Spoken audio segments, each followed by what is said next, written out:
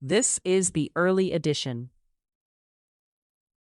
a curated weekday guide to major news and developments over the past 24 hours, curated by Lizzie Jennings and read by an automated voice. Published February 25th, 2026, on Just Security, an essential resource for those shaping a just and secure world. Here's today's news. Iran. The United States sent a group of F-22 Raptor jets from their station in the United Kingdom to Israel yesterday, according to a U.S. official and another source. Videos and photos captured by plane spotters show a dozen F-22s taking off yesterday. The move contributes to the U.S. military buildup in the Middle East amid discussion of potential strikes against Iran. Christoph Kodel, Aaron Boxerman, Sanjana Varghese, and Eric Schmidt report for the New York Times. The U.S. military has moved more than 150 aircraft to bases in Europe and the Middle East since the second round of nuclear talks between the United States and Iran ended on February 17th, according to flight tracking data and satellite imagery reviewed by The Washington Post. Experts said it has surpassed the military buildup that was seen before the U.S. strikes against the Iranian nuclear program last year. Meg Kelly and Imogen Piper report. The CIA yesterday offered help to potential informants in Iran, providing Farsi language instructions on ways to safely contact the agency through posts on X, Instagram, and YouTube. David Klepper reports for AP News. Israel-Hezbollah war ceasefire. Lebanon has received signs that Israel could attack civilian infrastructure in Beirut, including its airport, if Hezbollah launches fresh attacks, Lebanese Foreign Minister Youssef Raji told reporters. Raji added that his government has urged Hezbollah not to intervene if the United States attacks Iran. Malaika Kanaana-Tapper reports for the Financial Times. Russia-Ukraine war. The U.S. State Department told the Ukrainian government to refrain from hitting U.S. interests, following a Ukrainian attack on the Russian port of Novorossiysk. Kyiv's ambassador to Washington, Olha Stefanishina, said yesterday. She described the message as a formal, official message, but declined to elaborate on how it was received. This reach-out was not related to encouraging Ukraine from refraining to attack Russian military and energy infrastructure. It was related to the very fact that American economic interest was affected there. Andrea Shalal reports for Reuters. South Africa said yesterday that 11 of 17 men who were lured into fighting for Russia in the war in Ukraine were set to return home soon, adding that 4 landed back in South Africa last week. A further 2 remain in Russia, with 1 in hospital in Moscow, according to President Cyril Ramaphosa's statement. The 17 men sent distress calls to the South African government in November after getting trapped in Ukraine's Donbas region, Reuters reports. Israel-Hamas war. 17 international aid groups said yesterday that they have petitioned Israel's Supreme Court to allow them to keep working in Gaza, where Israel is set to ban them from March 1st for refusing to comply with new rules. The groups have applied for an urgent interim order that would halt the process until a final ruling, according to a joint statement. The statement said that stopping the group's activities will lead to a humanitarian collapse and irreparable harm for hundreds of thousands of people in need. Sam Mednick reports for AP News. West Bank violence. The United States will provide on-site passport services this week to U.S. citizens in Efrat, a settlement in the occupied West Bank, U.S. officials said yesterday. This is the first time that U.S. consular officials have offered such services to settlers in the West Bank. The U.S. Embassy in Jerusalem said it would plan similar on-site services in Ramallah, the settlement of Beitar Illit, and other cities within Israel, such as Haifa. Rami Ayub reports for Reuters. Mexico. After Mexican forces killed cartel leader Nemesio Oseguera Cervantes on Sunday, false accounts of spectacular violence swept across social media. While unrest did break out across many parts of Mexico, false online reports showed that Guadalajara airport had been taken over by assassins, and smoke billowed from a church and multiple buildings in the city of Puerto Vallarta. Researchers said this was part of a coordinated propaganda campaign by organized crime groups to undermine the Mexican government. Mexican President Claudia Sheinbaum said authorities were working quickly to refute misinformation, and that there were many fake news stories circulating in the wake of the El Mencho killing.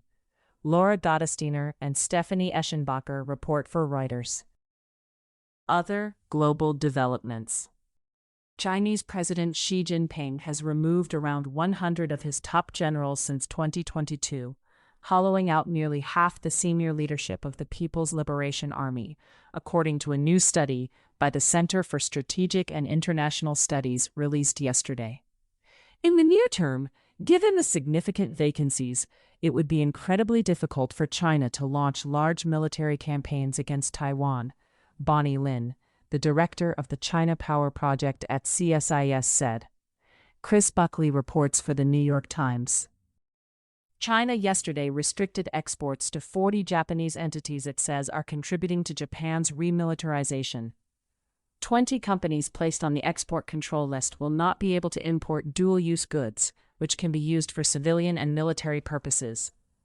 20 other companies have been placed on a separate watch list, requiring Chinese exporters to submit individual export license applications, a risk assessment, and a written pledge that the dual-use items will not be used in Japan's military. Sumina Mistranu reports for AP News. Indian Prime Minister Narendra Modi is set to arrive in Israel today for a two-day visit focused on strengthening security, economic, and technological cooperation between the two countries. Israeli Prime Minister Benjamin Netanyahu referred to himself and Modi as personal friends when he announced the visit earlier this week. AP News reports. About 6.5 million people in Somalia face acute hunger due to drought, the Somali government and the UN announced yesterday. The drought has deepened alarmingly, with soaring water prices, limited food supplies, dying livestock, and very little humanitarian funding. George Conway, the UN's humanitarian coordinator for Somalia, said in a statement. U.S. Foreign Affairs.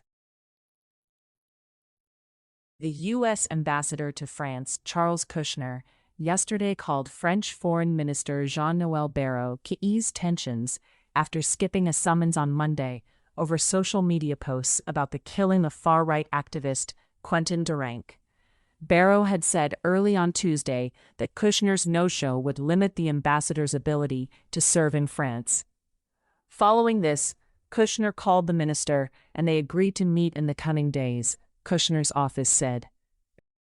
The United States yesterday issued cyber-related sanctions against 4 people and 3 entities, including some based in Russia and the United Arab Emirates, according to the Treasury Department website. The entities and people were targeted for their acquisition and distribution of cyber tools harmful to U.S. national security, the Treasury Department said in a statement. Canadian Defense Minister David McGuinty yesterday said there has been a 13% increase in new recruits to the Canadian Armed Forces in the past 8 months. They're very engaged in the project called Canada right now. I think they want to make sure that Canada remains a secure and sovereign country, McGuinty said. Mike Blanchfield reports for Politico. U.S. Caribbean and Pacific operations. U.S. military forces seized a third sanctioned oil tanker in the Indian Ocean after tracking it from Caribbean waters, the Pentagon said yesterday. Reuters reports. Venezuela's National Assembly announced yesterday that over 3,200 people have been fully released since the amnesty law took effect last week. This includes former detainees, those previously under house arrest, and those with other restrictive measures. Venezuelan lawmaker Jorge Arreza said of the 3,200 people, 179 were released from prison. Venezuela-based rights group Foro Penal said yesterday it has verified only 91 political releases from prison, since the law took effect. U.S. immigration developments. 18 Roman Catholic bishops and archbishops from U.S. border states yesterday issued a statement urging Congress and the Trump administration to make specific policy changes on the treatment of migrants. Their list of demands includes honoring the right to apply for asylum at the border, halting intimidating enforcement tactics, and protecting access to schools and houses of worship. Elizabeth Dias reports for the New York Times. The Trump administration has abandoned plans to build an ICE facility in New Hampshire, Governor Kelly Ayotte, Republican New Hampshire, announced yesterday. This comes amid complaints from several Republicans opposing efforts to open immigration detention centers in their home states. Gregory Svirnowski reports for Politico. U.S. domestic developments. Trump yesterday delivered the longest State of the Union address in U.S. history. Trump emphasized his administration's success on crime, immigration, and the economy, while introducing few new policies. Trump also repeatedly attacked the Democrats, calling them anti-American and unelectable. Governor Abigail Spanberger, Democrat, Virginia, delivered the Democrats' formal response to Trump's speech, accusing him of dividing the country. Tyler Pager and Luke Broadwater report for the New York Times. A full transcript of Trump's State of the Union address is provided by AP News. NPR has prepared an annotated fact-check of Trump's speech. Roughly half of congressional Democrats boycotted the event, and instead, many gathered at a protest rally outside the Capitol. Others, including Reps Rashida Tlaib, Democrat Michigan, and Ilhan Omar, Democrat Minnesota, loudly protested throughout Trump's speech, shouting out attacks such as, "You have killed Americans," in reference to the nationwide immigration crackdown.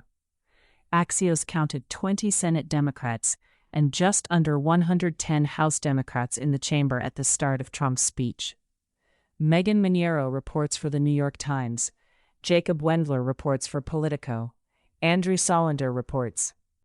Director of the Administrative Office of the U.S. Courts Judge Robert J. Conrad Jr. yesterday urged lawmakers to give courts the power to build and operate their courthouses, explaining that federal courthouses are in crisis. The urgent letter sent to Congress notes that the General Services Administration, the body that currently handles such tasks, eliminated almost half of its staff in recent months, creating security and safety risks by leaving no one on site at many courthouses to address hazards and urgent repairs. Josh Gerstein reports for Politico.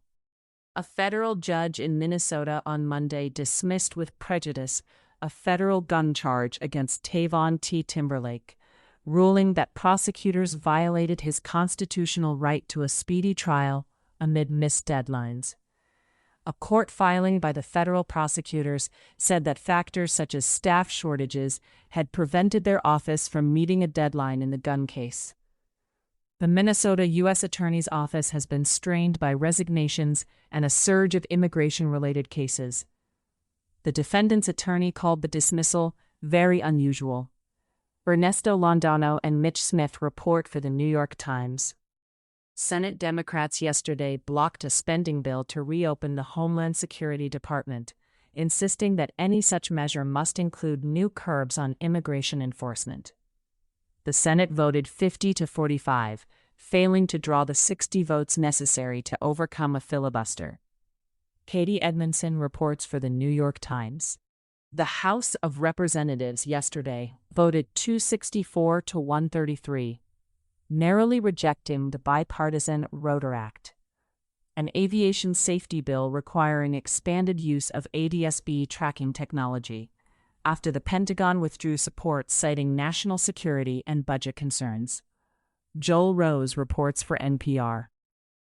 An NPR investigation found that the Justice Department withheld certain Epstein files tied to allegations that Trump sexually abused a minor, including more than 50 pages of FBI interview records with the accuser. Declining to answer questions about these specific files, the DOJ has said unpublished materials are privileged, duplicative, or under review. Stephen Fowler reports. Trump administration actions. Defense Secretary Pete Hegseth yesterday gave Anthropic CEO Dario Amodei until Friday evening to open the company's AI technology for unrestricted use or risk losing its government contract, a source said. Defense officials warned they could designate Anthropic a supply chain risk or use the Defense Production Act to give the military more authority to use Anthropic's products without approval, a senior Pentagon official and another source said. The source said that Amodei did not budge on two key issues during the meeting: fully autonomous military targeting operations and domestic surveillance of U.S. citizens. Matt O'Brien, Konstantin Toropin, and David Klepper report for AP News. Dave Lawler and Maria Curie report for Axios.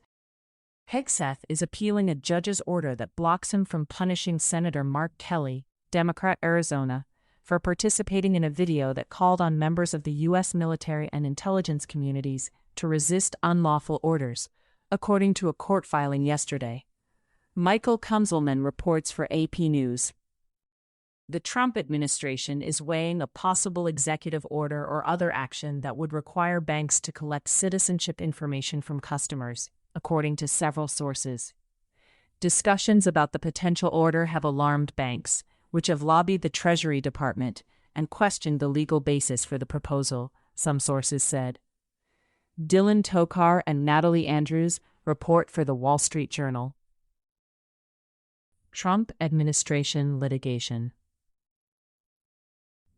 A federal judge rejected the Justice Department's request to search through a Washington Post reporter's electronic devices as part of a national security leak investigation, ruling instead that the court would conduct a search. Given the documented reporting on government leak investigations and the government's well-chronicled efforts to stop them, allowing the governance filter team to search a reporter's work product, most of which consists of unrelated information from confidential sources, is the equivalent of leaving the government's fox in charge of the Washington Post's henhouse, the judge wrote. The Justice Department yesterday filed a lawsuit against the University of California, alleging that it allowed anti-Semitism to go unchecked at UCLA during protests over the war in Gaza. Eric He reports for Politico. The Justice Department on Monday filed a lawsuit to overturn Governor Mickey Sherrill's, Democrat New Jersey, executive order limiting ICE agents' presence on state-owned property, arguing it violates the Constitution's Supremacy Clause. Matt Friedman reports for Politico. Thank you for listening to Just Security's early edition today, February 25, 2026. If you enjoy listening, Just Security's analytic articles are also available in audio form on the justsecurity.org website. To stay up to date on Just Security's analysis of law, policy, and current events, go to justsecurity.org, subscribe to Just Security on Substack, and follow us on LinkedIn, Blue Sky, Facebook, Instagram, and Threads.